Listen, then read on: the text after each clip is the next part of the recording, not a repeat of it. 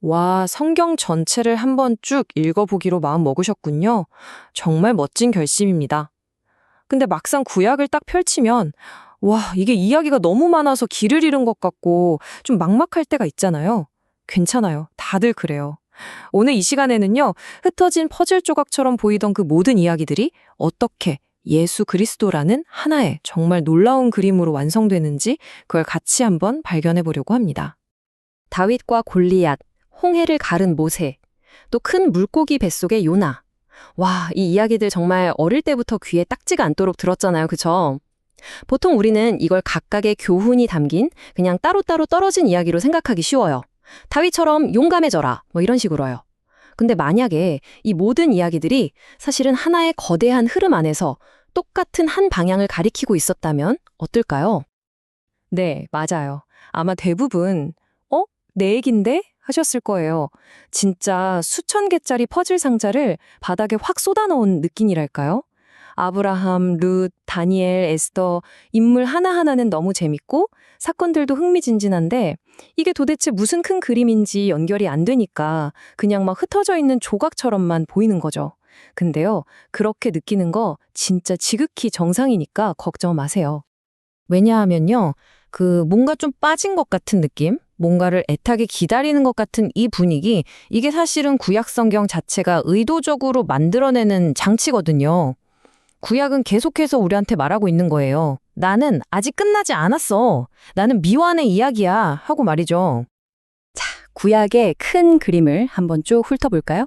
보세요. 완벽했던 창조, 그리고 타락으로 이야기가 시작되죠. 여기서부터 회복이 필요해집니다. 그래서 하나님이 아브라함 한 가족을 딱 부르셔서 구원의 계획을 시작하세요. 그 후손인 이스라엘 민족이 이집트에서 극적으로 탈출해서 나라를 세우고 다윗, 솔로몬 시대엔 정말 화려한 왕국을 이루잖아요. 근데 결국 죄 때문에 나라가 쪼개지고 망해서 포로로 끌려가요. 그러다 기적적으로 다시 약속의 땅에 돌아오긴 하는데 돌아와서 보니까 여전히 다른 강대국의 지배를 받는 아주 불안정한 상태로 구약의 이야기는 막을 내립니다. 뭔가 찝찝하죠?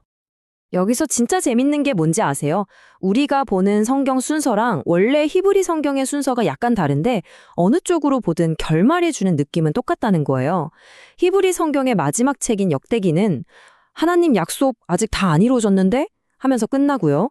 우리가 보는 구약의 마지막 책 말라기는 이제 곧 누군가 올 거야, 길을 준비해야 해 하면서 누군가를 엄청 기다리게 만들면서 끝나요.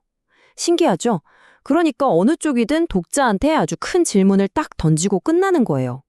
바로 이 질문이요. 그래서 다음은요? 이게 끝이에요?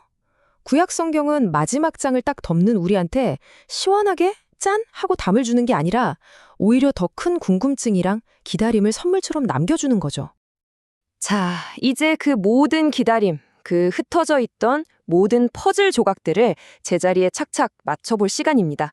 구약이 우리에게 던졌던 그 거대한 질문에 대한 단 하나의 해답, 모든 걸 하나로 꿰는 그 마스터키를 지금부터 소개해 드릴게요. 네, 바로 예수 그리스도입니다. 신약 성경은요, 구약의 그 모든 이야기, 모든 약속, 그 애타는 기다림이 어떻게 예수라는 한 분을 통해서 완벽하게 성취되고 완성되는지를 보여주는 정말 놀라운 증언과도 같아요. 이 표를 한번 보세요. 이 관계가 진짜 선명하게 보이죠? 이스라엘의 역사가 예수님의 삶을 통해 그대로 반복되면서 동시에 완성되는 게 보여요. 이스라엘이 애굽에서 나왔죠? 예수님도 어린 시절 애굽에서 나오셨어요. 이스라엘이 홍해의 물을 통과했죠? 예수님은 세례의 물을 통과하셨어요. 40년 광야 생활은 40일 광야 시험으로 이어지고요. 그런데 여기서 가장 중요한 결정적인 차이가 있습니다. 이스라엘은 결국 실패했던 그 순종의 길을 예수님께서는 단 한 번의 실패도 없이 완벽하게 성취해내셨다는 거예요. 그래서 예수님은 구약의 중요한 패턴들을 완성하는 새로운 분으로 오시는 거예요.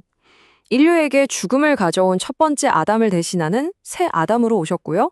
하나님께 계속 불순종했던 이스라엘 민족을 대신하는 새 이스라엘이 되어주셨죠. 그리고 영원한 왕국을 약속받았던 그 다윗의 자리를 잇는 진짜 왕, 새 다윗으로 오신 겁니다. 자, 그런데 혹시 이런 생각 드실 수도 있어요? 에이, 이거 나중에 사람들이 그냥 끼워 맞춘 해석 아니야? 하고요. 좋은 질문입니다. 하지만 이 관점의 가장 확실한 근거는요, 다른 누구도 아닌 바로 예수님 본인의 가르침에 있습니다. 부활하신 예수님께서 엠마오로 가던 제자들한테 나타나셔서 뭘 하셨는지 보세요. 그분이 직접 모든 성경, 그러니까 그때 당시 성경이었던 구약 전체가 바로 나에 대해 기록한 거라고 하나하나 다 풀어 설명해 주셨다는 거예요. 그리고 다른 제자들한테도 똑같이 확인 사살을 해주십니다. 모세의 율법, 선지자의 글, 시편. 이게 뭐냐면 당시 유대인들이 구약 성경 전체를 부르는 말이었어요. 그러니까 성경에 나에 대한 예언 몇 개가 있어. 이 수준이 아니라 구약 이야기 전체가 다 나를 향해서 흘러오고 있었던 거야.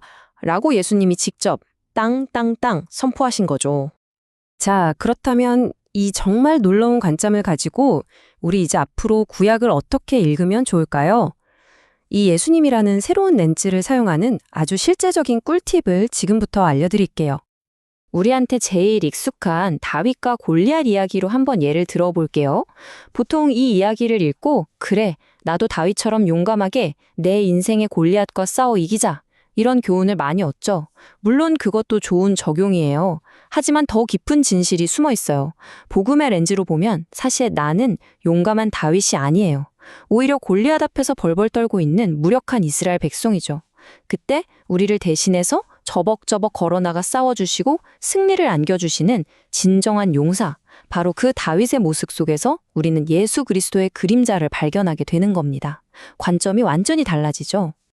그러니까 앞으로 구약의 어떤 이야기를 읽으시든 이 네 가지 질문을 한번 던져보세요. 첫째, 이 이야기가 인간의 죄와 실패를 어떻게 보여주지?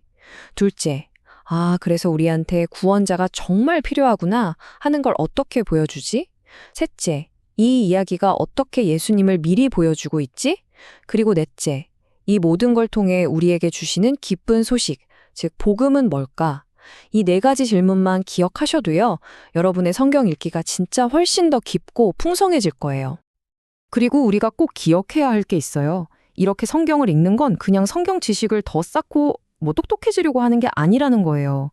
이건 우리의 삶을 뿌리부터 변화시키는 능력과 직접 연결된 문제입니다. 왜냐하면요, 모든 성경에서 예수님을 발견하기 시작하면 첫째로 이 위대한 구원의 계획을 세우신 하나님이 너무 대단해서 감탄하고 영광을 돌리게 돼요. 둘째, 그 복음의 능력이 우리 마음을 바꿔놓고 결국 삶을 변화시키죠. 그리고 마지막으로 성경을 읽는 그 행위 자체가, 그 시간 자체가 하나님을 만나는 감격적인 예배가 되는 겁니다.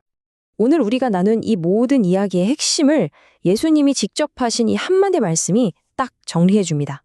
너희가 영생을 얻으려고 그렇게 열심히 읽는 그 성경이 바로 나에 대해서 증언하는 거야. 와, 이게 바로 우리가 오늘도 성경을 펼쳐야 하는 가장 분명하고 강력한 이유 아닐까요? 이제 여러분은 흩어져 있던 구약의 퍼즐 조각들을 맞출 가장 중요한 열쇠, 바로 예수 그리스도라는 열쇠를 손에 쥐셨습니다.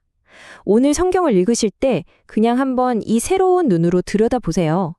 과연 그 이야기 속에 예수 그리스도라는 얼마나 놀랍고 아름다운 그림이 숨겨져 있을까요? 그 보물을 발견하는 기쁨이 오늘 바로 여러분의 것이 되기를 바랍니다.